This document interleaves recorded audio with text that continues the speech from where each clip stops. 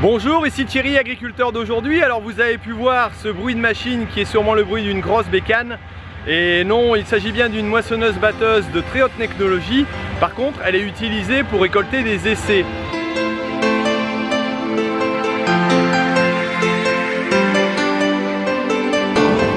Alors ce sont des essais variétaux qui sont réalisés par notre coopérative locale.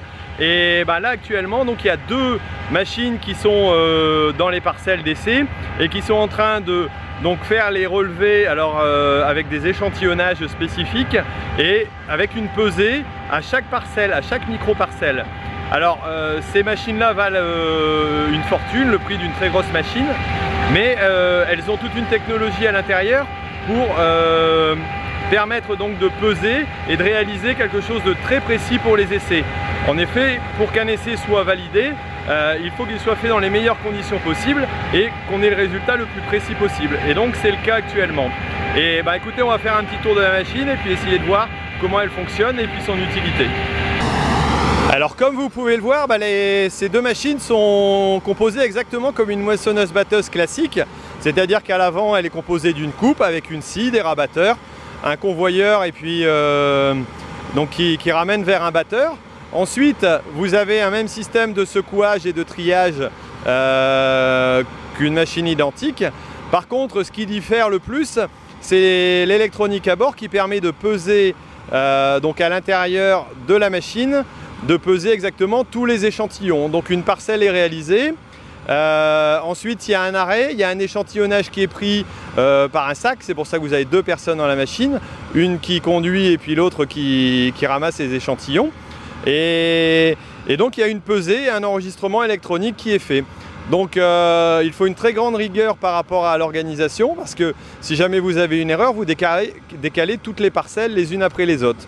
Alors comme vous pouvez le voir, l'enchaînement est très rapide et donc les essais sont pris les uns après les autres,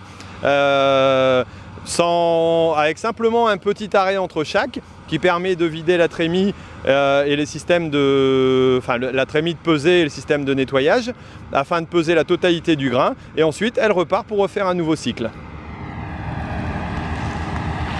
C'est spécifique, la pesée, donc c'est composé de ça plus l'ordinateur. Ouais.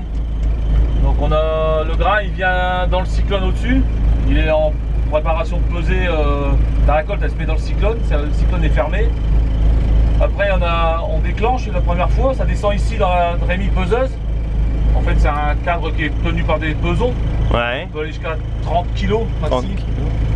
Et donc là-dedans on a une sonde d'humidité. Donc après quand on valide la pesée, ça enregistre la valeur de la pesée qui s'apparaît ici, plus l'humidité. D'accord. Donc là on a la parcelle précédente, on voit le poids, l'humidité et le PS, mais enfin moi le PS elle le fait pas. Donc elle met une valeur aberrante, mais ça j'en pense en top. D'accord. Et à côté il y a un enregistrement. Et à côté on a la même chose qui se tape sur un ticket de caisse. D'accord. Voilà. Donc on a une sauvegarde écrite en cas de problème informatique. D'accord, ouais. Et après en même temps que je valide la pesée, il y a une partie de l'échantillon de récolte, une partie de la récolte qui tombe et qui revient ici en échantillon. D'accord. Donc la personne elle se met là avec un petit sachet quoi. Et puis le grain il est renvoyé par une soufflerie, ça arrive ici, et après il n'y a plus qu'à appuyer sur le bouton, puis l'échantillon il tombe là jusqu'à mettre un sachet. D'accord, donc ça c'est pour faire un sac d'échantillonnage pour vérifier au niveau qualité éventuellement, tout ça. Ok. Après on peut encore faire une variante si on veut faire des gros sacs, parcelles entières, quelquefois des semenciers qui récoltent toute la parcelle. Là il faut se faire dehors, ça vient pas en cabine. On peut faire une sortie dehors. D'accord. Voilà. Ou bien après la cabine, c'est une cabine de classe Dominator, je sais plus combien, 85, des années je sais pas combien. Mais c'est du classe quoi en fait. Ah d'accord. Tout la console et tout ça c'est du classe. Ouais. Ça fait. Et la composition elle est exactement pareille qu'une autre machine. C'est secoueur, batteur. On n'a pas de secoueur nous. Non. On n'a pas de secoueur comme une grosse bécane, on a un convoyeur normal comme une machine, un petit batteur. Derrière on a un tire-paille et après c'est des grilles alvéolaires. Et en dessous on a une grille à lamelles.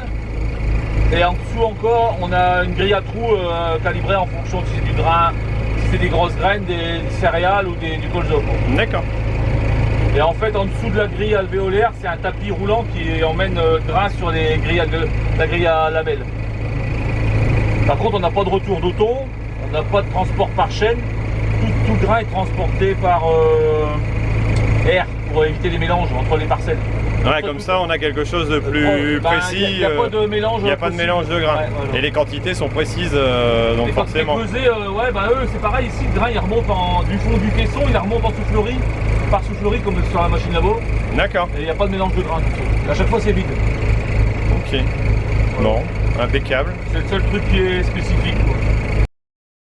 Bon ben voilà, on arrive à la fin de cette vidéo. Alors j'espère que vous en avez appris un peu plus sur l'agriculture d'aujourd'hui.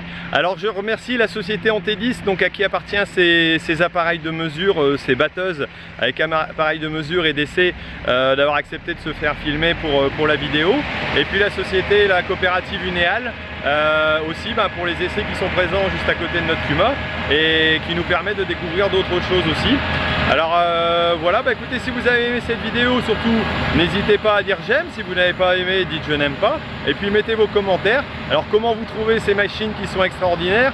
Alors à savoir que la plus ancienne, j'allais dire, vaut dans les alentours de 180 000 € et celle qui se trouve derrière moi vaut encore plus cher.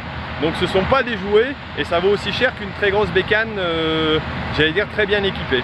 Donc c'est pas rien du tout et faire des essais, ça a un coût forcément, mais je pense que ça a un intérêt pour faire évoluer l'agriculture, la génétique et donc la recherche. Bon écoutez, je vous dis au revoir et puis à bientôt. Allez, salut!